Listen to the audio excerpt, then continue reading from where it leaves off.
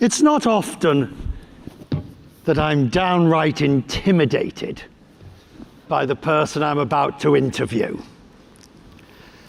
Kristalina Georgieva, easy for lunch.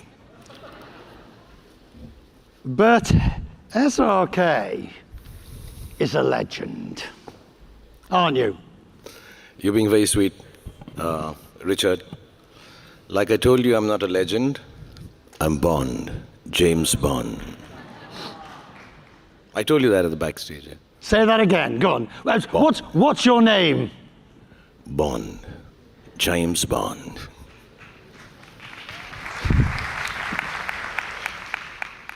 Would you like to play Bond? I'd really wanted to, but I think I'm too short. What about Bond Baddie? Baddie, yes, of course. I'm brown enough. If we look at your career, how many years? Now, I think actively including television, 33 years now. I've been actively working as an actor.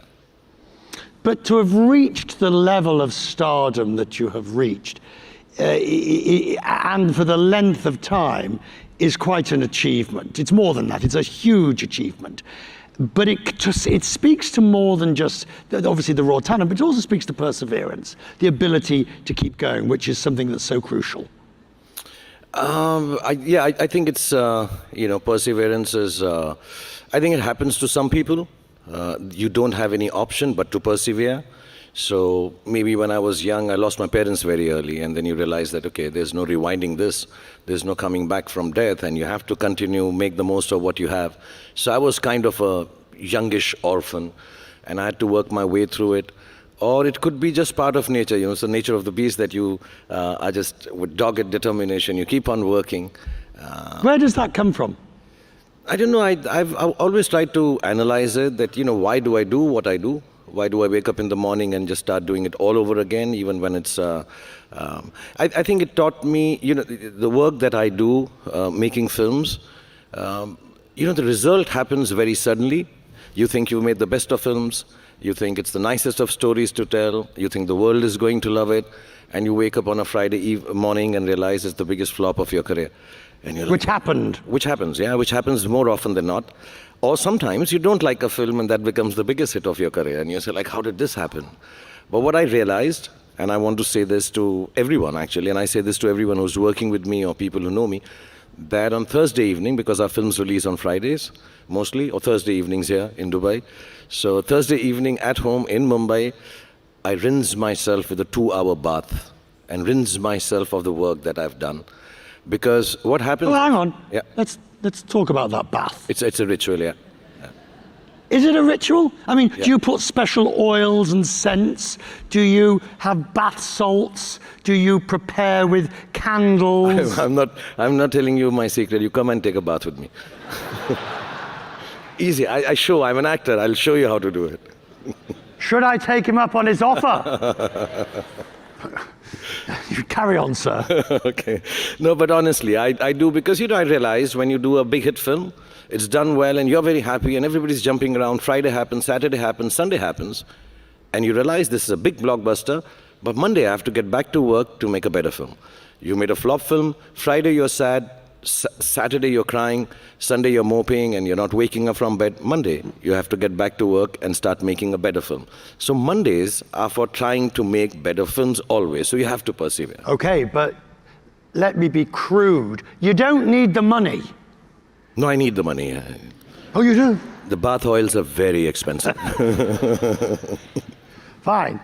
If you had to define the quintessential SRK film, what would it be? I've said this before. I was telling you behind. I don't know when it happened, Richard, to be honest. I didn't realize it. I never wanted to be someone who's, like I say, peddling love or seller of dreams. I wanted to be an action guy with 8-packs and beat up people, be in a white vest, girl on my side with a Glock in my hand, and speak in baritone and things like that. But I never got the opportunity. I don't know. When I started off, suddenly everybody started think of me as someone who's, promising hope, giving hope, and spreading love, like I spread my arms again and again. So I think my regular film would be a film that gives you hope, gives you goodness, gives you happiness, and at the end of it all, lots of good songs. Yes, but you've also, there's a great YouTube video, 4 minutes of your best entrances. Yeah. And there's a lot of action in them. Yeah, only entries, no exits. I just keep entering again and again. My kids get very, when I have 3 kids, and whenever that video plays, and I have to tell you a secret, we've compiled it from the office. I think it looks just very cool. It's not made by others. We've made it.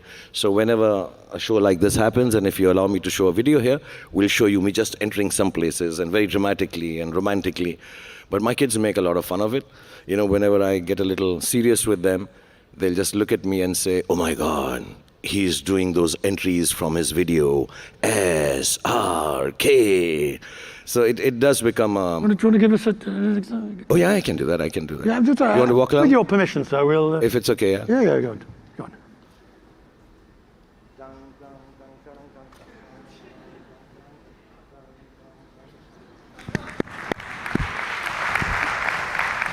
Is there something you would not do? On screen? On screen, I don't know. I wouldn't be... I'd like to give hope in my films. The stories that I tell, I hope they end with hope. I know I've done some really sad films also. I've done films which are tragedies. But somewhere down the line, I just hope that I can give hope in films. So I don't like to give hopeless cinema or hopeless stories, because I think in life and in businesses and in jobs and world, there's enough sadness. So you're extremely well known here, obviously because of the Indian population that is here and elsewhere. But you like it here. You have a home. You are not a here today, gone tomorrow person for Dubai. No. I spend a lot of time here. I have a beautiful house which has been given to me by Nakhil, and it's one of the nicest places in the world because nobody troubles me. And His Excellency the Prime Minister also just told me that he stays next to it. So the next New Year party is with him. He's a good neighbor, but it's really nice. I really enjoy being in Dubai. I really love being here. And you find the juxtaposition with going back to Mumbai? No, this is very easy. It's just 2.5 hours away. Right. So I keep dropping in. We come with the kids, and there's so much to do here. I'm sounding like the tourist ambassador of Dubai suddenly, right? Everybody asks about crossover, and I'm no different. Because the more I researched you, the more I wondered. I mean, all right, supposedly 2011 DiCaprio never happened. Supposedly, allegedly, Slumdog Millionaire you turned down, allegedly. Why hasn't the crossover taken place? I don't see why it should. You're a big enough name in your own genre, but why has crossover not taken place? I've said this honestly, but nobody believes it. So I'm going to say it to you very, very honestly. Nobody's ever offered me any work, crossover, of substance. I may have had conversations with people. I know lots of lovely people from the West, from the English film industry, from the American film industry. But nobody's offered me any good work. I hear actors talk about, oh yes, I want to crossover, I want to take Indian cinema. I think I still have to learn how to be able to deliver to the audience that likes me. And, instead of spreading myself too thin. And then, yeah, of course, if you've not been offered a job, how do you take it? So really, I've never been offered a film in Hollywood or in England. Yes, Slumdog was there, now that you mention it. And I spent a lot of time with Mr. Boyle. He's very sweet. But I was doing Who Wants to Be a Millionaire on television. Successfully at that time. And I just felt in the story that was being told, the guy who was hosting was very mean. In the story that was being told. And I'm like, I'm here doing Slumdog Millionaire. And the guys who were producing the show wanted me to do the film. I just found it, this guy's, I was cheating and being dishonest as the host. So I just found that it's very strange that I'm being a host and I'm cheating in the film. So I explained to Mr. Boyle that I wouldn't like to do it, please. And they're way better actors than me. And I think Mr. Anil Kapoor did it, and he was fantastic as the host. when the person's getting close to 1 million, well, the top in Who Wants to Be a Millionaire, that moment, what do you feel? Genuinely, when I was hosting it, I would hope they win it. I really, really hope they win it. But I've done a quiz show myself, and there comes a point when you think, how close can I get to getting them to win it without...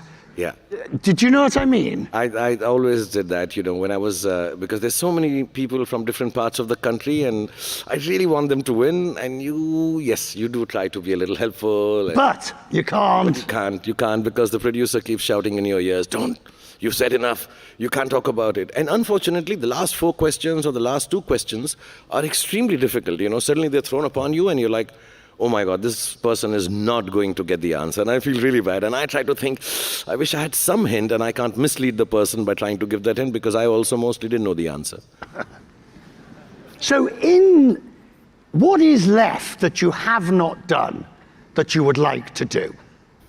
And by that, I that's not a Hollywood question. That is a general, even within within Indian films, within production, within what still remains on your list? So, Richard, when I started off, I just wanted to survive. Be able to get a week's work or a month's work or a year's work and say, okay, my films should do well. But as years have gone past, I think my whole job has become more and more motivated towards bringing in new technology into Indian film industry. I want to end my career, which is far from ending right now. I have another good 35 years to go. I really, really want to make that film which is loved by the whole world, and then nobody on a big stage like this asks me, why haven't you crossed over? That film should cross me over. That's my dream. I'd want you to learn Hindi and Urdu and Arabic to be able to understand that film. Did you go on a massive retreat of personal introspection between 2018 and 2023? You just had 2 or 3 films that were not as successful. Suddenly he disappears, and everybody thinks, oh, he's licking his wounds, he's feeling sorry for himself, whatever. And then he comes back in 23 with 3 blockbusters. What was going on in that interim period? So you're very kind. Yes, I had massive flops, and they did very, very badly. And I was doing all of that. I was licking my wounds. I was not in... you know what I did? Yeah. For 4 years? Go on. I've never said this to anyone, though I've mentioned it, but today, here, I'll tell everyone. I learned how to make the best pizza in the world. That's what I did. Honest to God. I stopped listening to stories. I stopped wanting to tell stories. I found myself and made myself a small kitchen, and I started learning how to make pizzas. And I learned what you asked me right to begin with, perseverance. Because to get the perfect pizza, it takes millions of square pizzas before you're able to make it completely round. So I learned perseverance, and I will make the best pizza in the world. Can you? No. I'm working on it. Next 4 years, when you don't see me. But was it a difficult moment when your wife and your family and everybody said, will you stop making pizza? Go back to work. Was it difficult to know now is the time to go back? Yeah, actually, there was always a toss-up. I was very glad my family didn't tell me, listen, your pizzas are better than your films, stop making films. So I was glad they turned around and said, no, as good as your pizza is, I think your films are better. They were very encouraging, especially my children, my team, some of them are sitting here. And they said, okay, what you're going to do is tell stories. And I had become indulgent. I had started becoming too innovative. I was looking for perfection. And I started failing. I needed to look for excellent, I needed to be unique, but I needed to look at the audience, what they want, and I'd stopped hearing the crowds. I used to go where there are thousands and lakhs of people waving at me, but I wouldn't hear or feel what they wanted to see of me. I was going there and waving, and I'm saying, whatever I make, I'll be innovative. So I did a film about a vertically challenged guy. I did a film about a manic psychopathic fan, and I'm like, no, people just like to see me giving hope and happiness and love. So let's get back to that. And as a result, the movies that you came back to make, and there were 3 of them last year, were huge successes. Therefore, that introspection clearly worked. That clearly did the trick. Yes, mashallah. I think it just helped me realize that whatever you do, you have to do for the people or your consumers or your audiences. And yeah, it also made me realize one very main thing, that don't forget to pray. You have to pray and you have to get back to work. Sir, I'm going to leave you with one. I'm sorry, I've forgotten. What was your name again? Your name is? Bond. James Bond. He's available for the offers. Thank you, sir. Thank you so much.